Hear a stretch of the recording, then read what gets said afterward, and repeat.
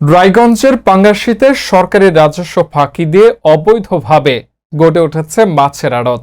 আমাদের নিজস্ব প্রতিবেদক মোহাম্মদ রেজাউল করিম এর তথ্যে মনসুর হেলাল এর ভিডিও চিত্রে দেখুন বিস্তারিত। সিরাজগঞ্জ জেলার রায়গঞ্জ উপজেলার হাটপাঙ্গাশী বাজারের পাশে ৮ নং পাঙ্গাশী ইউনিয়ন পরিষদ এবং উপজেলা প্রশাসনকে না জানিয়ে অবৈধভাবে গড়ে উঠেছে মাছের আড়ত। গত ৩০ এপ্রিল ২০২৪ সরেজমিনে গিয়ে জানা যায়, গত প্রায় ১৫ বছর যাবৎ এই মাছের আড়ত সরকারি কর ফাঁকি দিয়ে অবৈধভাবে প্রতিদিন প্রায় কোটি টাকার ব্যবসা করে মাছের আড়ত কমিটি লাখ লাখ টাকার সুবিধা ভোগ করে আঙুল ফুলে কলাগাছ হয়েছে।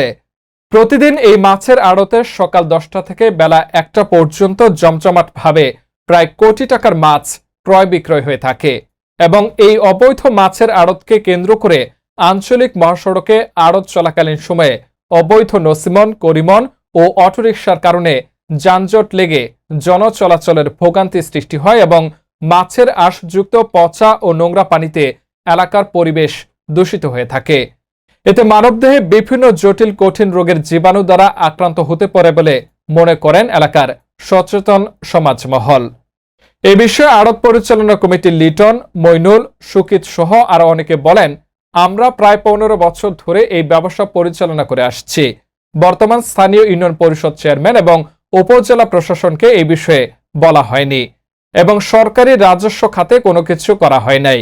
অন্যদিকে ইউনিয়ন পরিষদ চেয়ারম্যান মোহাম্মদ রফিকুল ইসলাম নান্নু বলেন, মাছের আড়ত কমিটি তাদের মনগড়াভাবে দীর্ঘদিন ধরে অবৈধভাবে স্থানীয় ইউনিয়ন পরিষদ ও উপজেলা প্রশাসনকে না জানিয়ে প্রতিদিন প্রায় কোটি টাকার ব্যবসা করে আসছে।